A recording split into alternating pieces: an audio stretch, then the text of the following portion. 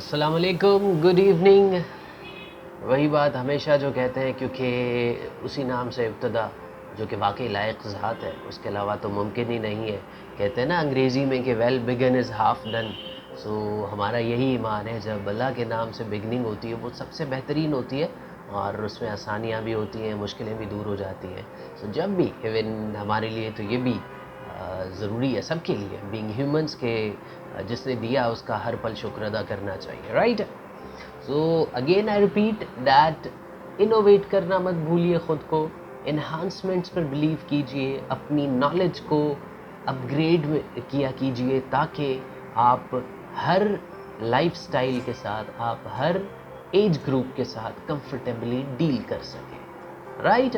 सो आज हम बात करेंगे ग्रामेटिकल पर्सपेक्टिव में जो एक टॉपिक है, that is article, right. Articles क्या होते हैं? बहुत सिंपल और आसान होते हैं, लेकिन उससे पहले सब्सक्राइब किया होगा आपने, इफ़ नॉट तो ज़रूर कीजिए, बेल आइकन प्रेस कीजिए, शेयर कीजिए मीडिया 360 कम्युनिकेशंस के इस पेज को, एंड फर्दर मोर लर्निंग के लिए get connected with us, keep in touch, right.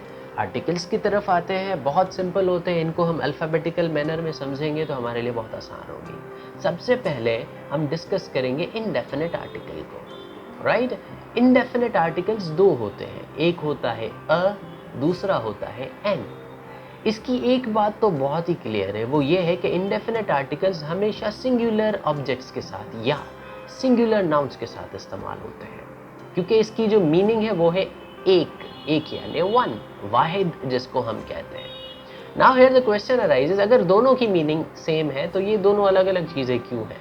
तो that is only about the pronunciation. इसको समझते हैं, ABCD से समझते हैं इसको, राइट।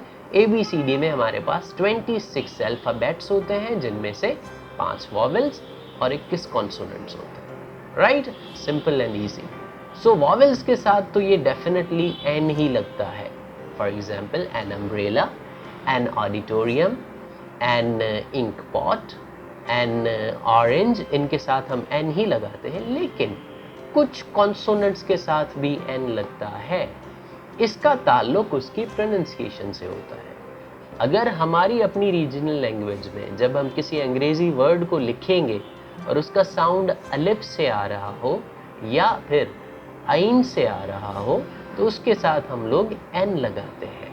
फॉर एग्जाम्पल, एक डिग्री है बिजनेस एडमिनिस्ट्रेशन की, मास्टर्स MBA, अगर हम इसको रीजनल लैंग्वेज में एम लिखेंगे तो अलिफ ये मीम होता है, that is why it will be called NMBA, right. अगर हम लोग इसको एब्रीविएट करेंगे, that will become masters in business administration, तो मास्टर्स मीम से शुरू होता है, उसके साथ हम लोग एन नहीं लगाएंगे, राइट। उसके अलावा भी ऐसे बहुत से प्रोनाउंसिएशंस, बहुत से उच्चार जो कि अलिफ से शुरू हो, फिर चाहे वो कॉन्सोनेंट से स्टार्ट हो, हम लोग उनके साथ एन लगाएंगे। ये वही केस है जैसा हम बहुत से वॉवेल्स के साथ वर्ड इस्तेमाल करते हैं, लेकिन उसके साथ अ लगता है। फॉर एग्जाम्पल यूनिवर्सिटी, यूनिवर्स ये से शुरू होता है, हालांकि स्टार्टिंग है विथ वॉवेल, लेकिन उसके साथ अ लगता है, राइट। यूनियन, इसके साथ भी अ लगता है, बिकॉज इसकी प्रोनाउंसिएशन ये से स्टार्ट होती है। So vowel consonant is not an important thing, the important matter is the pronunciation. किसी भी लफ्ज़ की प्रोनाउंसिएशन अलिफ से स्टार्ट होगी, नो मैटर वो कॉन्सोनेंट हो या वॉवेल हो, हम उसके साथ एन लगाते हैं। Rest of the words will carry a ball, a mobile, a camera, a pen. वाज़ेह रहे, अगेन रिपीटिंग, ये दोनों इंडेफिनिट आर्टिकल्स सिर्फ और सिर्फ सिंगुलर ऑब्जेक्ट्स के साथ इस्तेमाल होते हैं, इनको हम लोग कभी भी प्लूरल ऑब्जेक्ट्स के साथ इस्तेमाल नहीं करते, राइट। उसके बाद जो सेकंड पर्सपेक्टिव है, दैट इज डेफिनेट आर्टिकल, जिसको हम द कहते हैं। इसको हम कभी कभी दी भी प्रोनाउंस करते हैं। वो क्यों? सबसे पहले ये फ़र्क किया जाए, अगर सबसे पहली बात, अगर आप उसको दी प्रोनाउंस नहीं भी करते तो that's not hard and fast rule, that's alright, आप द कैरी ऑन कर सकते हैं।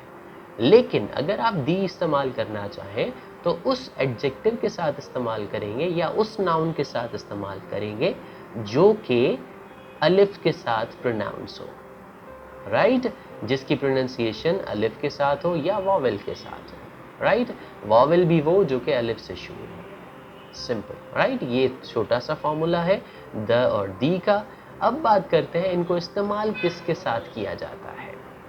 हम कॉमन तौर पर नाउन्स के साथ भी इस्तेमाल करते हैं, लेकिन जब किसी को स्पेसिफाई करना हो वहाँ पर ये ज़्यादा सूट करता है। For example, he is the boy who got first position. तो यहाँ पर हम लोग द बॉय इसलिए कह रहे हैं because we are pointing that boy out, that is why यहाँ पर ज़्यादा सूट कर रहा है, right.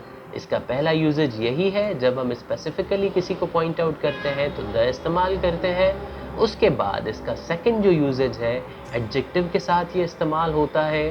The great war of independence, the lion of the jungle, the lion king, ऐसे बहुत से एग्जाम्पल्स हैं जिनके साथ हम लोग द इस्तेमाल करते हैं, right.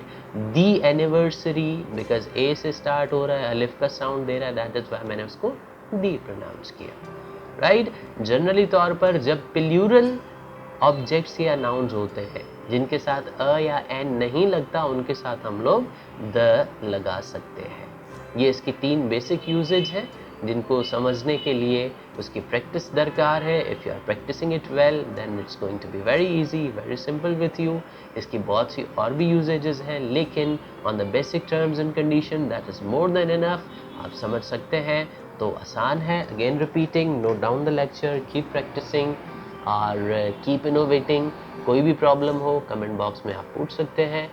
You are always welcome to ask the questions relevantly. अगली वीडियो में फिर मुलाकात होगी और शुक्रिया इस वीडियो को देखने के लिए। Spread the knowledge as much as you can. Thank you.